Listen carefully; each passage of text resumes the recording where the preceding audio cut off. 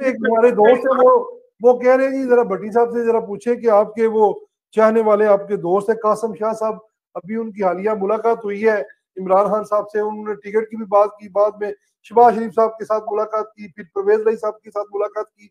Sir ये जो उनकी मुलाकातें हैं इनको आप किस नजर से देख रहे हैं, किस एजेंडे के तहत ये मुलाकातें कर रहे हैं, जरा इस पे भी रोशनी डाल दें।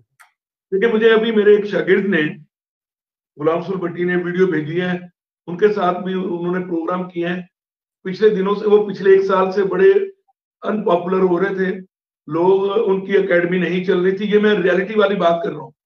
और उनके फाइनेंशियल प्रॉब्लम में वो घिरे हुए थे, उन्होंने हाथ पांव बड़े ऊंचे फाउंडेशन के मारे हुए थे, उनके पास पैसा नहीं था, तो उन्होंने अपनी व्यूवरशिप को गेन करने के लिए जी ये एक टेक्निक बनाई, और अब वो ये कर रहे हैं। अब वो कह रहे हैं मैं तो चाह रहा हूं कि मैं पॉलिटिशियंस की ट्रेनिंग करूं, क्योंकि मेरे 12 करोड़ फॉलोअर्स हैं पाकिस्तान में। यार कहाँ लिखा है 12 करोड़?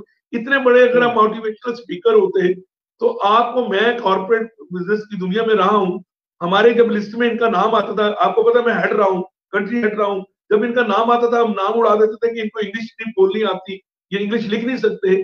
तो मैं इंग्लिश या उर्दू की बात नहीं कर रहा हूँ, पंजाबी की। लेकिन देखें, आमिर लियाकत पार्ट 2 करने की कोशिश कर रहे हैं। मैं इससे ज्यादा नहीं कहूंगा, वो आमिर लियाकत बनने की कोशिश कर रहे हैं। अल्लाह ताला जो है ना उनको अपने ज़ुबान में रखे और अकल दे, बस मैं यही कह सकता हूं। ठीक हो गया।